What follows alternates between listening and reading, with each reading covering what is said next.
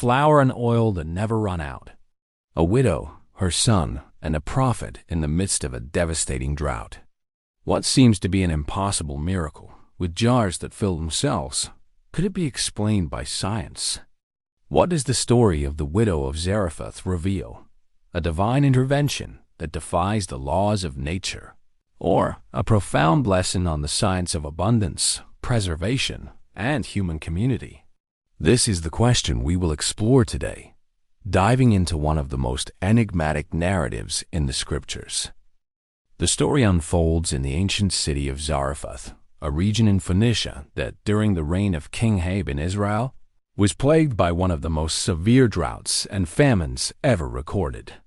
The biblical narrative paints a picture of absolute desperation, where survival was a daily struggle. A widow, already in a state of maximum vulnerability in the patriarchal society of the time, is faced with the imminent loss of the last of her flour and oil. Her plan is simple and heartbreaking. Mix what little is left, eat the last meal, and then wait for death. The end seems certain and inevitable. The arrival of the prophet Elijah, a stranger in a foreign land and in flight from King Ahab, marks the turning point. His request for water and bread radically changes the course of events. The woman, resigned but honest, recounts her sad situation, explaining that she has nothing left, only a handful of flour in a jar and a little oil in a jug. It is then that Elijah makes a promise that defies all logic and physics. Do not fear. Go and do as you have said, but first make me a small cake from it, and bring it to me, and afterward make some for yourself and your son. For this is what the Lord, the God of Israel, says: the jar of flour will not be used up, and the jug of oil will not run dry until the day the Lord sends rain on the land. The foundation of our central theme lies precisely in this promise that challenges all expectations. The story invites us to ask, what really happened in that house in Zarephath? Were the laws of conservation of mass suspended by an act of faith? Or is there an explanation that fits within our understanding of the physical world? This is the starting point for our investigation, which oscillates between faith and reason. For millions of people around the world, the story of the Widow of Zarephath is an undeniable and powerful demonstration of God's power.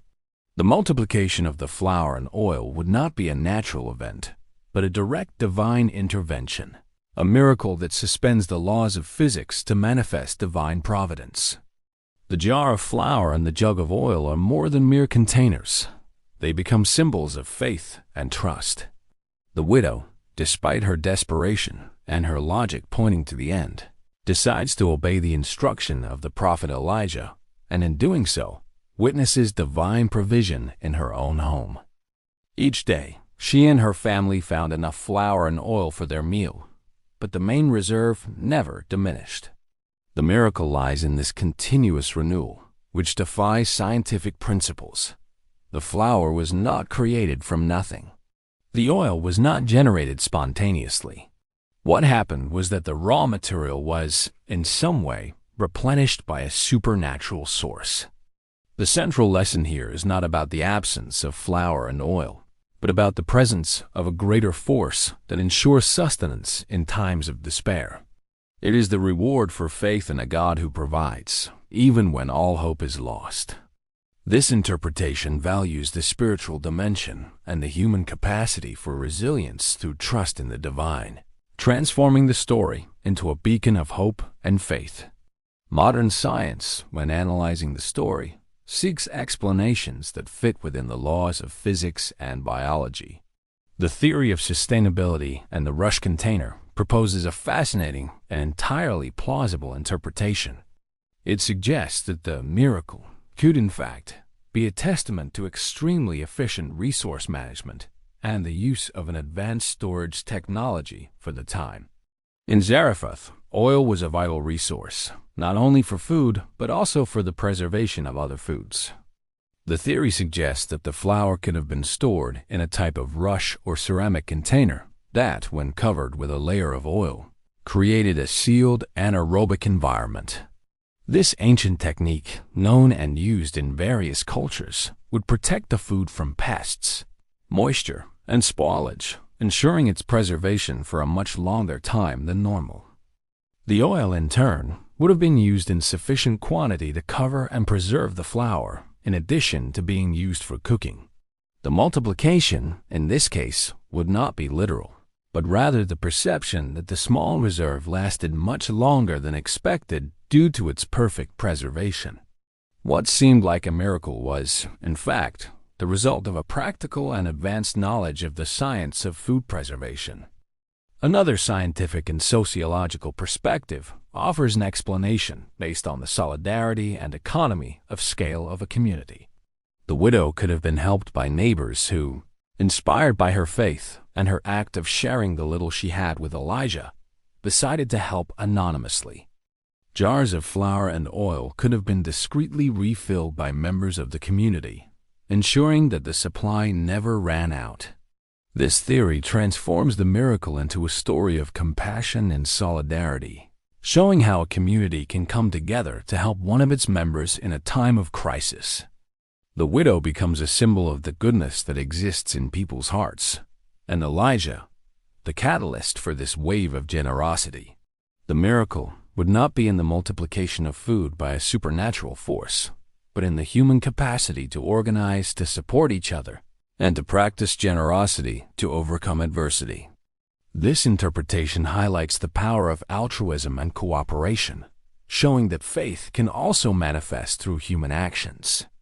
The story of Zarephath, seen through this lens, becomes a testament to the power of a communal give and take, where abundance is created through sharing. Permaculture, an ecological design system that seeks to create self-sustaining and resilient ecosystems, offers a third lens to analyze the story. We can apply this principle to the narrative of Zarephath, focusing on the oil.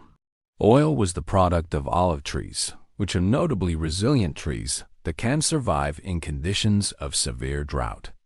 In times of scarcity, some olive trees may still produce fruit, especially if they have access to underground water sources or if they are in a favorable microclimate. The miracle of the oil could be the perception that, with the correct land management and adaptation to adverse conditions, nature can still provide. The widow and Elijah, with a deep knowledge of local plants and their capacity for resistance, could have extracted oil from an olive tree that continued to produce, even in the midst of the drought.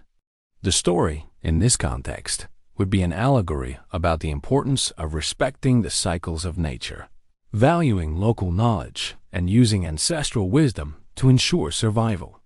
The abundance would not be a supernatural event, but the result of a deep connection and understanding with the environment.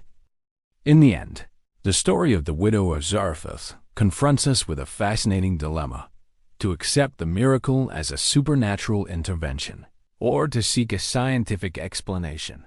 Both perspectives have their value. Science teaches us to be rational, to seek logical explanations, and to understand the world through laws and patterns. It offers us tools to understand the how of things.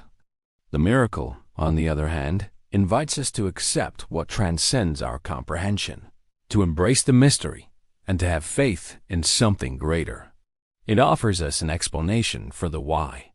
Perhaps the answer is not a choice of either or, but the union of the two.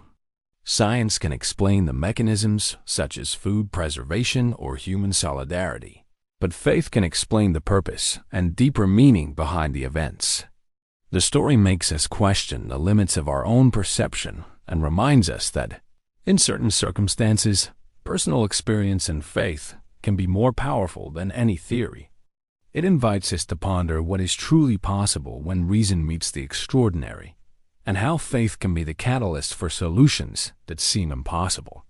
The story of the Widow of Zarephath challenges us to look beyond the obvious. Flour and oil that never run out.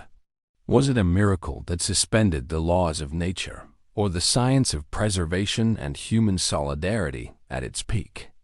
Perhaps the real lesson is that, in times of crisis, faith and knowledge, together, can create a reality of abundance. And you? Which perspective would you choose?